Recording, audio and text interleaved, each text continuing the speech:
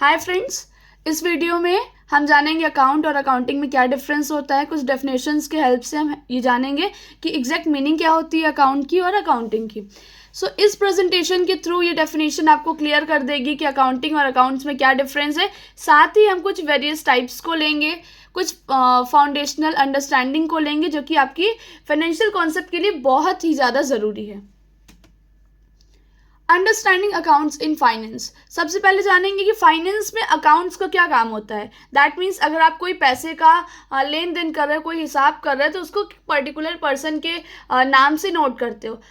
ये पूरे प्रोसेस को, जितने भी पैसे से रिलेटेड प्रोसेस होते हैं, जो भी वर्क होता है, जो भी नोट डाउन करने का बुक्स होता है या फिर जो भी फील्ड होता है, वो सब पैसे से रिलेटेड चीज़ें फाइनेंस में जाती हैं। ओके, आप अभी मैंने जैसे बताया कि किसी का अकाउंट्स आप मैनेज कर रहे हो, तो उस पर्टिकुलर पर्सन के नाम से जितने भी हिसाब किताब को आप रख रहे हो, that's called accounts.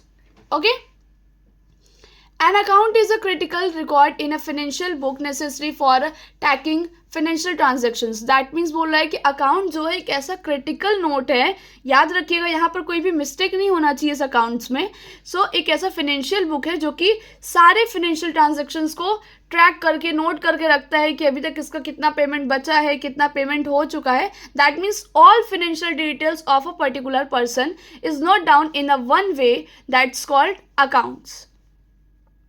Next, it helps in organizing financial information, promoting clarity in statements, ensuring the precise reporting. That means बोल रहा है कि अगर हम लोग इतना सब कुछ कर रहे हैं, इतना ध्यान से कर रहे हैं कि कोई भी मिस्टेक ना हो, यहाँ पर पूछा जाता है कि ये हेल्प क्यों कर रहा है हमारा। तो ये हेल्प करता है कुछ ऑर्गेनाइजेशंस को कि फाइनेंशियल इन्फॉर्मेशन देता है। बड़े बड़े ऑर्गेनाइजेशन होते हैं, बड़ी बड़ी कंपनीज होती हैं, उनको ये क्लियर नहीं हो पाता है कि किस तरीके से हम चीज़ों को मैनेज करें, किस तरीके से जो भी ट्रांजैक्शंस है उन्हें रिकॉर्ड करें कि कंफ्यूजन ना हो और कम टाइम में हम चीज़ों को जल्दी से क्लैरिटी से और जल्दी से जान पाएँ। That's why they will use accounts. Even पहले के टाइम में क्या होता था कि डे बुक यूज़ किया जाता था, फिर जनरल एंट्रीज इस तरह का रहता है, बट अब क्या हो गया, अब सब डिजिटली हो गया है। नाउ ये एक तो क्लैरिटी करते, जो भी स्टेटमेंट्स रहते हैं, जो भी प्रॉब्लम्स आती है कंपनीज की, कि वो पूरा एक जगह पर्टिकुलरली लिखा होता है और ये प्रमोट करता है बहुत सारी क्लैरिटीज को। Next, let's see the definition of account. An account tracks the balance of transactions for asset, liability, income, expenses. That means account track करता है वो सारे आपके असेट्स के या लाइबिलिटीज़ की या इक्विटी की। इक्विटी मीन्स कैपिटल, जो कि आपने शेयर कैपिटल के थ्रू जो भी अपने पास कैपिटल कलेक्ट किया है उसे कहते हैं। ये जो asset, liability, equity, income, expenses, ये सब के जो ट्रांजैक्शंस और इन सबसे जो बैलेंस है, उन सबको एक प्रॉपर मैनर में लिखना, उसको क्या कहते हैं, अकाउंट कहते हैं। Purpose of accounts. Essential for a organization financial information and maintaining clarity in statement. That means what is the purpose of accounts? इसका पर्पस ऑफ अकाउंट्स, इन सबको अकाउंट को बनाने का क्या पर्पस होता है, क्योंकि ये बहुत ही ज़रूरी होता है ऑर्गेनाइजेशन की फाइनेंशियल इंफॉर्मेशन को जानने के लिए और जो भी स्टेटमेंट दिया गया है उसको प्रॉपरली मेंटेन रखने के लिए। Next, types of account. There are 3 types of account. Asset account, that is resources owned by a business providing future economic benefits. that means normal आप समझिए असेट क्या होता है. असेट वो होता है जो आपको फ्यूचर में पैसा कमा कर देगा. Asset is that resource which owned by a business providing a future economic benefits. Liability मतलब आप समझिए आप तरह का एक ऐसा उधार होता है जिससे आप ये मानकर चलते हैं कि आप कभी ना कभी इसे पे करेंगे.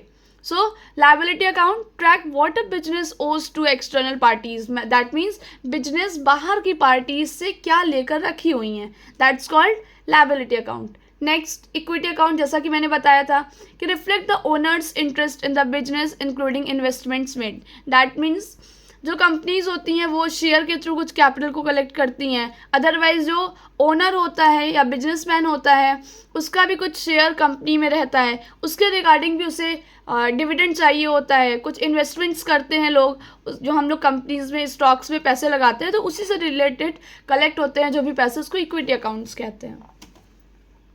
नेक्स्ट, अब समझते हैं अकाउंटिंग क्या है। अकाउंट्स तो आपने समझ लिया कि अकाउंट क्या है।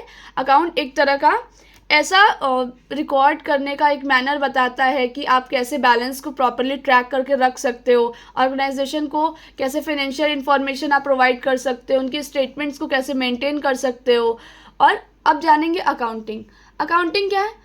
Accounting is the systematic process of recording, analyzing, and communicating financial transaction and information of business or entity.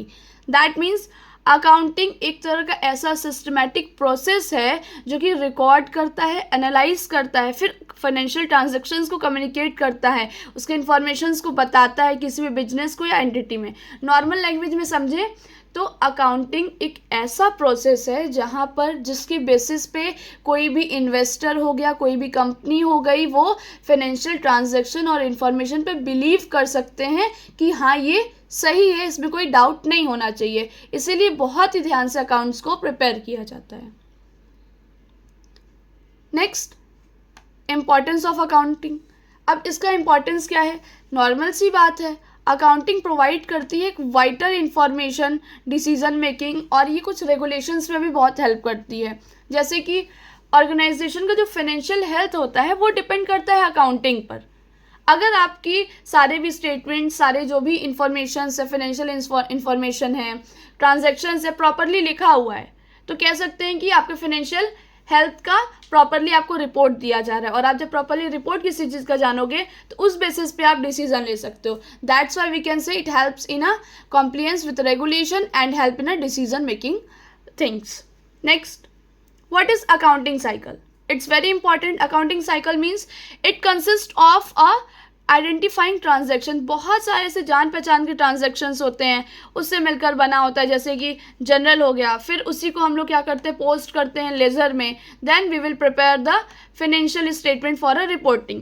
That I want to share a story that a company, first of all company use the day book in earlier days. वो पहले day book use करते थे, then फिर वो आ गए अब general use करते हैं। जो प्रोफेशनली फर्स्ट स्टेप होता है अकाउंट्स का कॉन्सेप्ट के अकॉर्डिंग, तो वो पहले लेज़र यूज़ करते हैं, देन फिर वो पहले वो जनरल यूज़ करते हैं, देन फिर वो लेज़र यूज़ करते हैं। उसके बाद वो फाइनेंशियल स्टेटमेंट बनाते हैं जिससे कि कंपनी के इन्वेस्टर्स को और ऑर्गेनाइजेशन के जितने भी इंटरनल ऑफिसर्स होते हैं सबको प्रॉपरली कंपनी का फाइनेंशियल हेल्थ पता चल सके। नेक्स्ट, अभी आपने पढ़ा था कि टाइप्स ऑफ अकाउंट, वो भी 3 टाइप्स का था। इधर भी है, अकाउंटिंग 3 टाइप्स की है, होती कई तरह की, लेकिन मैंने कुछ स्पेसिफिक नोट किया हुआ है। फाइनेंशियल अकाउंटिंग जो कि फोकस करता है फाइनेंशियल इंफॉर्मेशंस और एक्सटर्नल यूजर्स के थ्रू जो भी फाइनेंशियल स्टेटमेंट्स को हम शेयर करते हैं उनके साथ।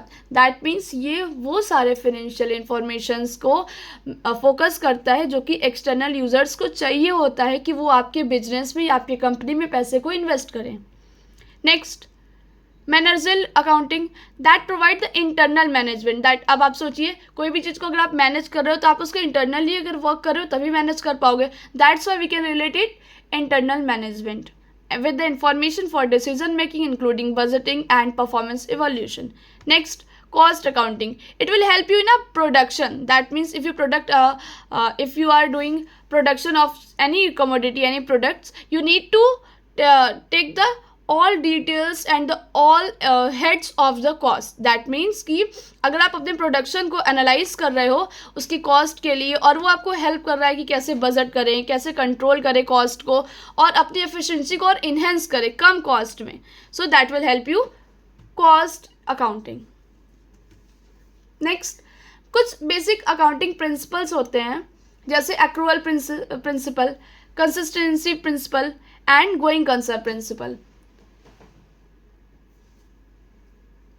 एक्रूअल प्रिंसिपल क्या होता है?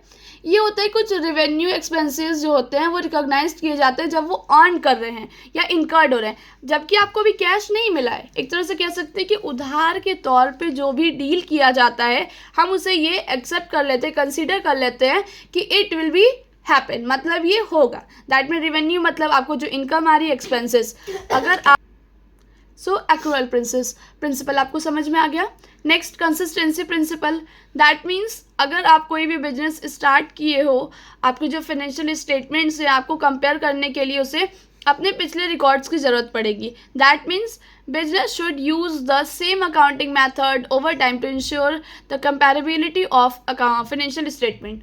दैट मीन्स कि कंसिस्टेंसी प्रिंसिपल का मतलब ये है, जैसे डेप्रिसिएशन में लो कि अगर आप written down value method use कर रहे हो, फिर आप उसको स्टॉप करके स्ट्रेट लाइन मेथड यूज़ करने लगे, फिर WDV यूज़ करने लगे, तो ये थोड़ा कंपनी के लिए टास्किंग हो जाता है कि पिछले हमने कौन सा मेथड यूज़ किया था, अभी कैसे कौन सा मेथड यूज़ कर रहे हैं, उस बेसिस पे रिकॉर्डिंग थोड़ी सी मुश्किल हो जाती है कि किस तरीके से हम कंपेयर करें चीज़ों को कि पहले मेरा प्रॉफिट ज़्यादा अच्छा था कि अब प्रॉफिट अच्छा है.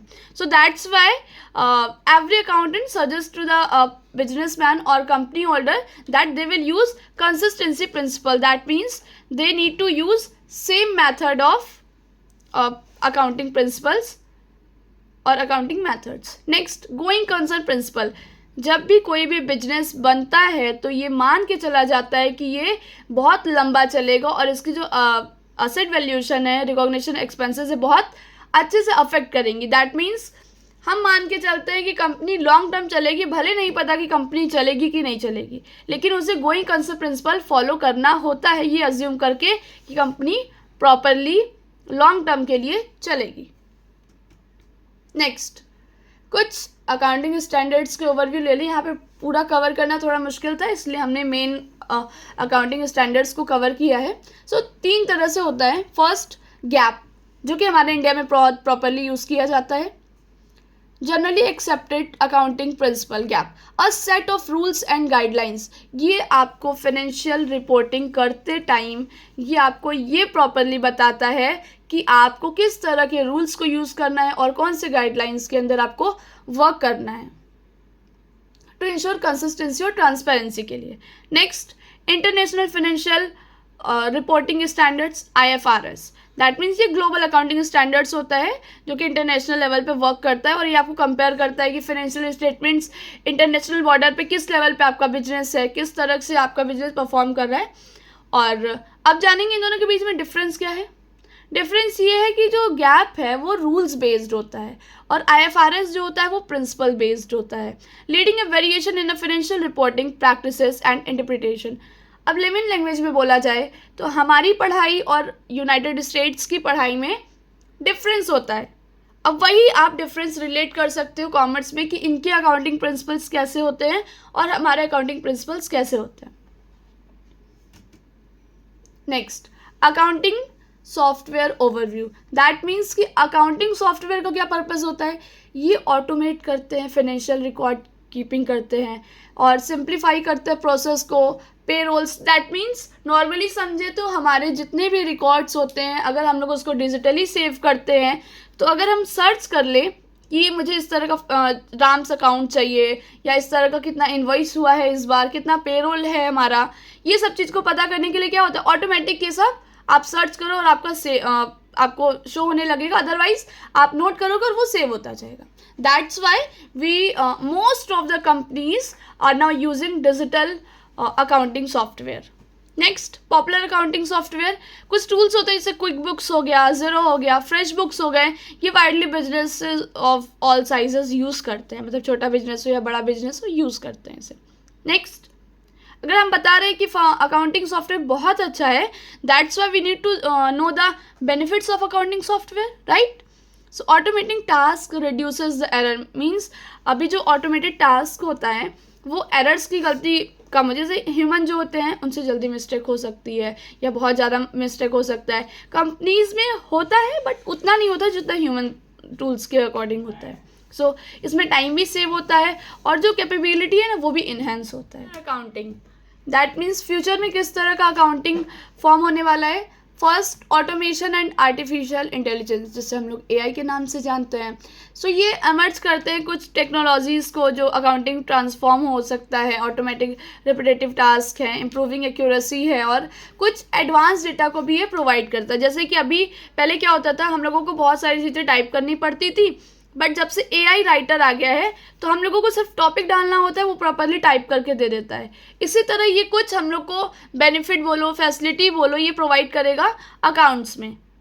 Next, blockchain technology. Blockchain technology क्या होती है. ये एक तरह की ऐसी टेक्नोलॉजी होती है जो ट्रांसपेरेंस करती है इन्हेंस करती है और सबसे बड़ी बात की ये सिक्योरिटी देती है फाइनेंशियल ट्रांजैक्शंस को, enable real time auditing and reducing fraud risk, तो इससे बचाती है। सस्टेनेबिलिटी रिपोर्टिंग ये इंक्रीज करता है और इम्फेसिस करता है ऐसे कॉर्पोरेट सोशल रिस्पॉन्सिबिलिटी CSR को, जो कि शिफ्ट होता है फोकस टुवर्ड, मतलब जैसे जो सस्टेनेबल प्रैक्टिसेस होते हैं, जो न्यू अकाउंटिंग मेट्रिक्स होते हैं, डिस्क्लोजर होते हैं, इसकी जो ज़रूरत पड़ती है उस पर ये हेल्प करता है। एक तरह से ये सपोर्टिव नेचर का होता है। नेक्स्ट, अभी इतना कुछ जानने के बाद ये जानना ज़रूरी है कि अकाउंटिंग एडुकेशन क्या होता है। A strong foundation in accounting is a vital for an individual looking to enhance the financial literacy and pursue various career path. That means एक strong foundation अगर रहा ना अकाउंटिंग में, तो किसी भी एक पर्सन को ये एक लुकिंग टू इन्हांस, मतलब उनकी जो फाइनेंशियल लिटरेसी है, मतलब फाइनेंशियल नॉलेज जो है, और उनका जो करियर पाथ है, वो जिस भी फील्ड में जाना चाहते हैं उसके लिए ये आपकी जो क्वालिटी है उसको बहुत इन्हांस कर देगा।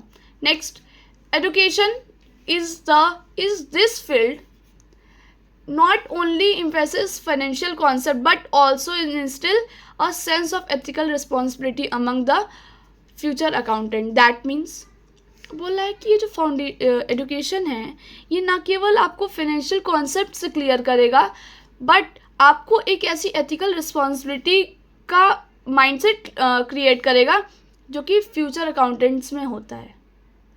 That means it will set your mindset according to the financial requirements. Next, firstly, accounting financial concept. That means इसका फाइनेंशियल कॉन्सेप्ट कैसे समझते हैं, ये आपकी पर्सनल ग्रोथ करता है और प्रोफेशनल ग्रोथ करता है। अगर कोई भी बोले कि मैं प्रोफेशनल वर्क कर रहा हूँ और मैं फाइनेंशियल से बहुत दूर हूँ, दैट्स इम्पॉसिबल, बिकॉज अगर आप सैलरी भी एक्सेप्ट कर रहे हो तो आप उसको फाइनेंस टर्म्स में ही ले रहे हो। सो दैट्स वाई पर्सनल ग्रोथ और अपनी पर्सनली नॉलेज के लिए फाइनेंशियल कॉन्सेप्ट को जानना बहुत ही ज़्यादा ज़रूरी होता है। Next, if you want to make your career opportunity in financial field, that will be wow. That means finance में डाइवर्स रोल्स होते हैं, जैसे ऑडिटिंग हो गया, टैक्सेशन हो गया, कंसल्टिंग हो गया, like CA, CS, CMA, MBA finance, much things there. Compliance and ethics, कुछ इंटीग्रिटी होती है, कुछ ट्रांसपेरेंसी होती है अकाउंट्स में, ये उस पर एम्फेसिस करता है। लास्ट मैं बताना चाहूँगी आपको कुछ समरी की पॉइंट्स होते हैं, जैसे अगर आप अकाउंट्स और अकाउंटिंग को आपने समझा कि कैसा क्रूशियल असेसिंग होता है फाइनेंशियल हेल्थ के लिए, ये डिसीजन मेकिंग में भी हमें बहुत हेल्प करता है। और कुछ रेगुलेशंस, जैसे कंपनी के जो रूल होते हैं, कुछ कंपनीज एक्ट की तरफ से कुछ गाइडलाइंस आती है, उसको कैसे फॉलो करना है, ये सारी चीज़ें बताता है। Next, call to the action and continue the education in accounting principle and practices vital personal success and the strength of business community overall.